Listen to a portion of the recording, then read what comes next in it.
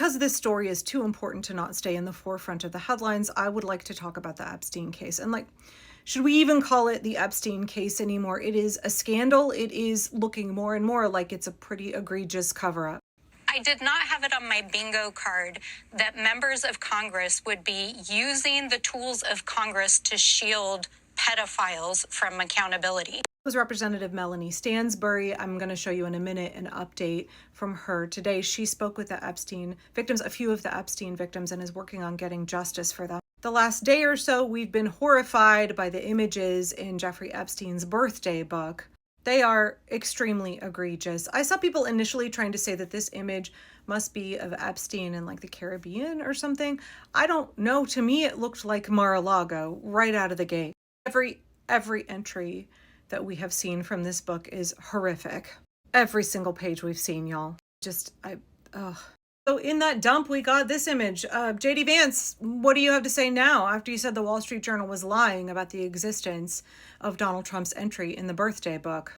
First thing I noted off the bat is how this figure doesn't look like an adult woman to me, at least not how Donald Trump would draw one. Certain things in common, Jeffrey. Jeffrey, yes, we do, come to think of it. Donald, enigmas never age. Have you noticed? And obviously, down in the pubic region, Donald Trump has signed his name. Now, the Trump regime said that's not his real signature, that this must be a fake. Because we have lots of documentation of times Donald has signed just his first name, and they all match the signature on this card. And this is one of many things that's really pissing me off, but it's really pissing me off that we are expected to believe that this might not be his signature. The media is gaslighting the shit out of us. The media is in the pocket of the regime. This Blue Sky post, Ghislaine Maxwell, here we go, boss, a big book of letters from all your horrible best friends, Jeffrey Epstein. Oh, neat, look at this one from Donald. Ghislaine, that one's fake, actually. Also appreciated this tweet, not to hand it to him, but convincing all your rich, famous friends to send you sexually explicit notes and doodles for a birthday book, which is not a thing, is a pretty good way to exert leverage on those people. Just want to remind folks that my Senator Ron Wyden says there's more than 4,500 leads on financial transactions of, sometimes as much as $100 million in and out of Jeffrey Epstein's account, one of his accounts, and that Pam Bondi has not investigated any of those transactions. Was he extorting people? Was it hush money? We don't know because Pam Bondi is not investigating. But not only that, y'all, previous administrations didn't either. As Rep. Stansbury said, this is an issue that goes back decades. This is a failure of the Department of Justice and of this government for decades. And here's her update from today, by the way. Hey everyone, well, happy Tuesday. It is a busy morning here on Capitol Hill and we are already going, but I wanted to take a minute to update you all on what is going on, and that is that sometimes the cover-up is as big as the story itself. Yesterday afternoon, House Oversight, which I serve on, released to the public documents that we received from the Epstein estate pursuant to a subpoena in our investigation of that case.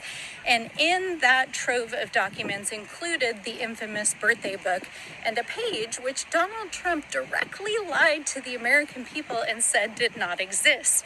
You can see it for yourself. His signature is on it, but also included in that was a photograph at Mar-a-Lago with a check with Trump's name on it and some insidious text on there about a fully depreciated woman being sold to Donald Trump by Jeffrey Epstein. You guys, it's all out there. But the bizarre thing in this entire case, or maybe it's not bizarre, is the lengths to which Donald Trump is trying to undermine this investigation. He is calling members of Congress and threatening them from signing on to a discharge petition. He's refusing to release the DOJ files under a subpoena to Congress. He is going to the media and calling this a hoax. And we have to ask, if he is willing to lie about something as simple as a note in Jeffrey Epstein's birthday book, what else is he lying about? And why is he going to such great lengths to try to cover this story up? So we're going to get to the bottom of this. This is part of an ongoing investigation. The case itself involves hundreds, if not thousands, of potential victims and survivors of the sex crimes of Epstein and his associates, but it also involves the associates, the institutions, and the cover-up that ensued in the years as it was happening and afterwards, and is continuing to happen in this place right now in collusion with the White House. So that is our work in the Oversight Committee, and I want to explain why it's so important that everyone should be paying attention to this case. The fact that the president and the GOP are subverting the rule of law, and I mean they are actively defying a subpoena right now from Congress in this case, should tell you that they do not only not want these records to come out, but they're breaking the law.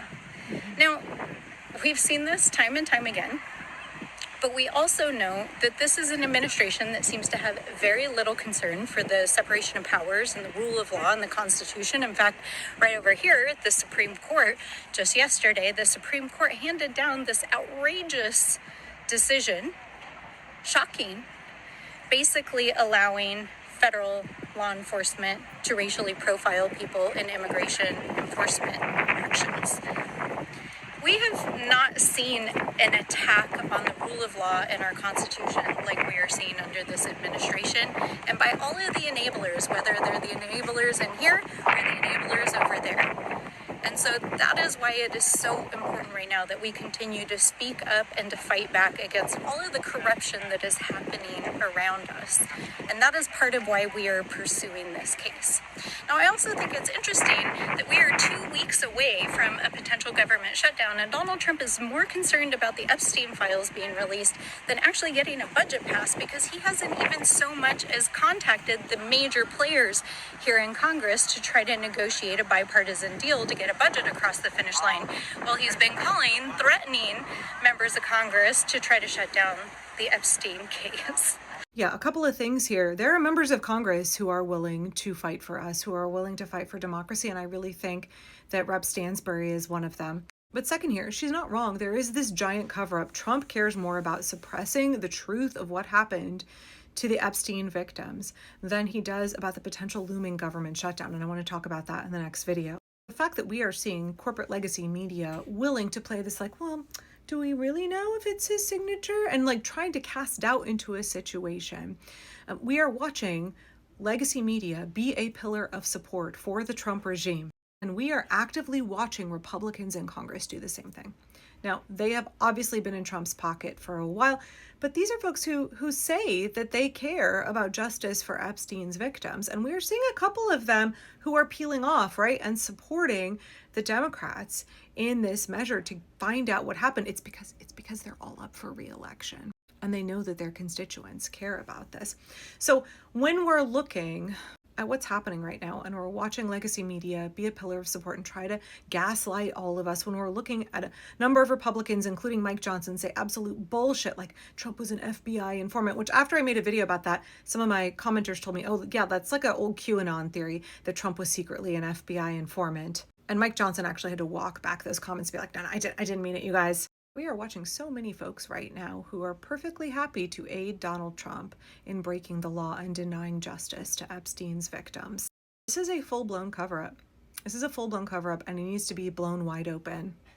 I hope that this goes somewhere. I hope that we actually work toward justice. I hope that this is the fissure that will not only topple the regime, but also the wealthy, powerful elite who were Jeffrey Epstein's buddies, who have made sure that these victims have been denied justice up until now. I really feel like we're at a pivotal moment in history on so many levels, and we have the opportunity here now for the American people to get justice for the ways the oligarchy, the super rich, the elites have been controlling, exploiting, harming, brutalizing, victimizing all of us. Epstein's victims, but also every working class person in this country. I feel like we could be on the cusp of justice and on the cusp of a new America. The rich are finally held accountable, and we could create an America of by and for the people, but there has to be justice for all of the things that are happening now, for all of the things that they have done in the past, including to Epstein's victims.